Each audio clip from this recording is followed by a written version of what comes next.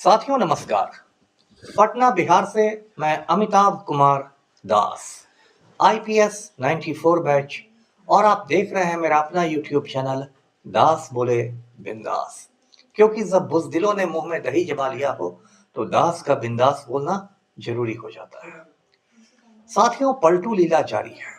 अब खबर यह है कि टीआरई 2 में यानी शिक्षक भर्ती परीक्षा का जो दूसरा चरण हुआ था उसमें भी पेपर लीक कर गया। इस वीडियो को आखिर तक दिल थाम कर देखिए। साथियों, आप जानते हैं पिछले कुछ महीनों से बिहार में शिक्षक बहाली की परीक्षाएं चल रही हैं। टीआरई 1, टीआरई 2, टीआरई 3, अब टीआरई 4 होने जा रहा है। टीआरई का मतलब होता है टीचर्स रिक्रूटमेंट एग्जाम, यानी शिक्षकों की बहाली की परीक्षा। अब उसमें देखिए, गर्मागर्म खबर यह है कि बिहार पुलिस की जो इकाई है, ईओयू जिसे कहते हैं, आर्थिक अपराध इकाई जो है, इकोनॉमिक ऑफेंसेस यूनिट, उसने टीआरई 3 में जो चार्जशीट किया है पेपर लीक में, उसमें यह बात मानी है कि टीआरई 2 की परीक्षा में भी पेपर लीक हुआ था। और कैसे पेपर लीक हुआ था, बड़ा दिलचस्प वो मामला है। उसमें हुआ था कि एक प्राइवेट कंपनी है जेनिथ लॉजिस्टिक्स, उसमें एक आदमी काम करता था, उसका नाम है राहुल। तो राहुल को ईओयू ने उठाया, उसका मोबाइल जब्त किया। मोबाइल जब जब्त किया और उसके मोबाइल को मतलब खंगाला गया तो देखा गया कि एक सेव है नंबर पिकअप चोर चौधरी के नाम से। अब देखिए नाम कितना दिलचस्प है, नंबर सेव है पिकअप चोर चौधरी। ईओयू ने पता लगाया कि ये पिकअप चोर चौधरी कौन है, तो पता चला कि ये पटना के अगम कुआं का निवासी है और इस आदमी का नाम है रामनिवास चौधरी। और ये रामनिवास चौधरी जो है, ये अपनी पिकअप गाड़ी में प्रश्न पत्रों के बंडल लेके गया था और उसकी मदद से इस राहुल ने प्रश्न पत्र लीक करवा दिए। इसके बदले में रामनिवास चौधरी को 8,000 रुपए मिले। अब दूसरा खेल देखिए। एक दूसरी पिकअप गाड़ी का ड्राइवर था, उसका नाम था शिवकांत सिंह। ये जो शिवकांत सिंह है, ये भोजपुर जिले का रहने वाला है। तो दिसंबर 23 में जब परीक्षा हुई थी टीआरई 2 की, तो पटना से प्रश्न पत्रों का बंडल पूर्वी चंपारण जिला के लिए रवाना हुआ, जहां का मुख्यालय है मोतिहारी। जब वैशाली जिला पहुंचा तो वैशाली जिला में एक सराय हॉल्ट है, वहां राहुल ने गाड़ी रुकवा दी।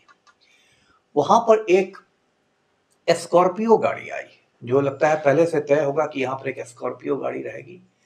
उस स्कॉर्पियो गाड़ी में प्रश्न पत्रों का एक बंडल उठा के रख दिया गया। राहुल खुद उस गाड़ी में बैठ गया। उसके बाद ये गाड़ी आगे बढ़ी, ये पिकअप गाड़ी। ये गाड़ी जब मुजफ्फरपुर पहुंची, मुजफ्फरपुर में राम दयालु नगर है, आप जानते हैं। राम दयालु नगर के पास जब पहुंची तो ये स्कॉर्पियो गाड़ी फिर वहां मिली और वो जो बंडल उठाया गया था पिकअप गाड़ी से, उसको वापस रख दिया गया। मतलब इतनी देर में प्रश्न पत्रों के बंडल से प्रश्न पत्र लीक हो गया। लीक होना 2 मिनट का काम है। आप मोबाइल से उसका स्क्रीनशॉट ले लीजिए प्रश्न पत्र का, बहुत ही आसान काम है। और इस काम के लिए शिवकांत सिंह को राहुल ने 5,000 रुपए दिए। देखिए क्या खेल चल रहा है बिहार में। इस तरह से एक के बाद एक ये प्रश्न पत्र होते गए, लीक होते गए। और उसके बाद टीआरई 2 का परीक्षा फल निकला, रिजल्ट निकला, फिर योगदान हुआ। वो शिक्षक अब पढ़ा भी रहे हैं, बच्चों को क्या पढ़ाएंगे वो तो वही जानते हैं जिन्होंने लीक प्रश्न पत्रों का उत्तर दिया। अब इस पूरे मामले में पटना के 3 कोचिंग संस्थान ईओयू के रडार पर है, क्योंकि ईओयू को ऐसी जानकारियां मिली हैं कि इन कोचिंग संस्थानों की भी भूमिका थी प्रश्न पत्र को लीक कराने में। और प्रश्न पत्र लीक होने के बाद कोचिंग संस्थानों ने सॉल्व करा दिया अपने स्टूडेंट्स को। सॉल्वर गैंग पहले से तैयार रहता है।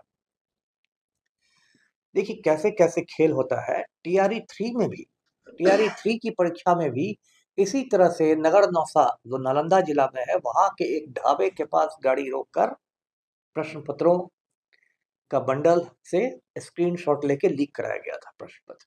टीआरई 2 में भी वही मामला था।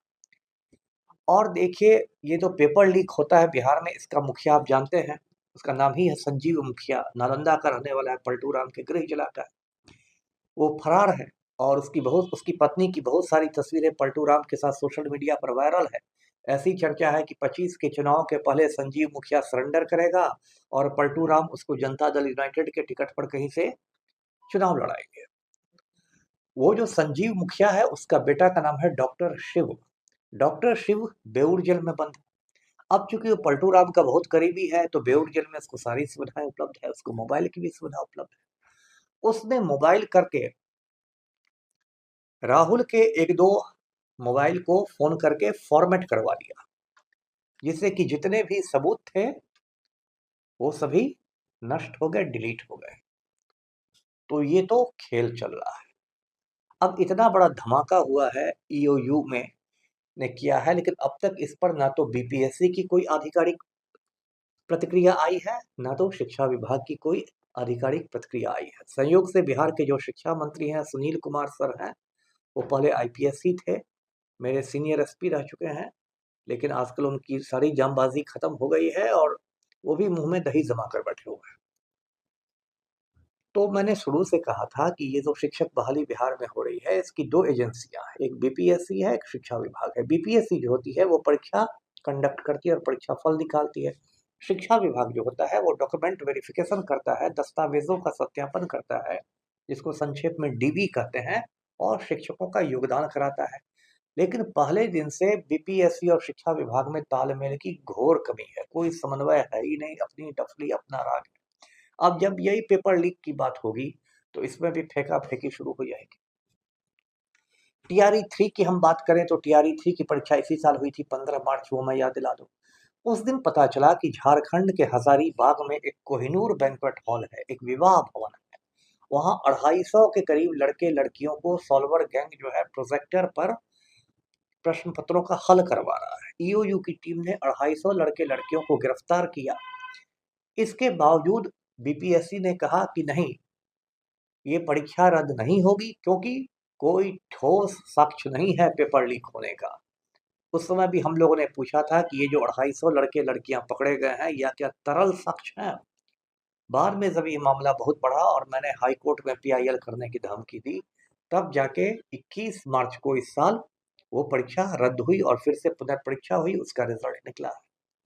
अब बिहार में ये प्रश्न पत्र लीक करना बिल्कुल एक आम बात हो गई है। 2022 के मई महीने में मैं याद दिला दूं, 67वीं संयुक्त परीक्षा हुई थी बीपीएससी की।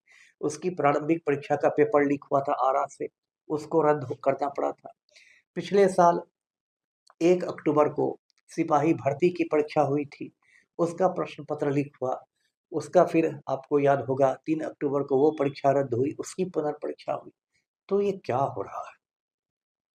यहाँ लड़के लड़कियों की जिंदगी के साथ खिलवाड़ हो रहा है और पलटू राम छाती चौड़ी करके कह रहे हैं कि हमने तो गांधी मैदान में इतनों को नियुक्ति पत्र बांट दिया, उतनों को नियुक्ति पत्र बांट दिया, इतनों को नौकरियां दे दी, अपने मुंह मियां मिट्ठू बन रहे हैं। जबकि आपके सारे लगभग सारी परीक्षाएं हैं वो पेपर लीक से हो रही हैं, और पेपर लीक से जो शिक्षक बनेंगे या शिक्षिकाएं बनेंगी वो क्या पढ़ाएंगी बच्चों को, वो आप खुद समझिए। लेकिन पलटू राम को इससे मतलब क्या है? वो तो माफिया डॉन अनंत सिंह के आज्ञाकारी चपरासी बने हुए हैं। अनंत सिंह को पटना हाई कोर्ट ने रिहा किया तो उसके खिलाफ सुप्रीम कोर्ट में कोई अपील नहीं की गई। अब अनंत सिंह मूंछ पर ताव दे रहा है, सोनपुर के मेला में अपना घोड़ा दौड़ा रहा है, कहता है कि इस घोड़ा को मैं हर महीने लाखों रुपए का खाना खिलाता हूँ।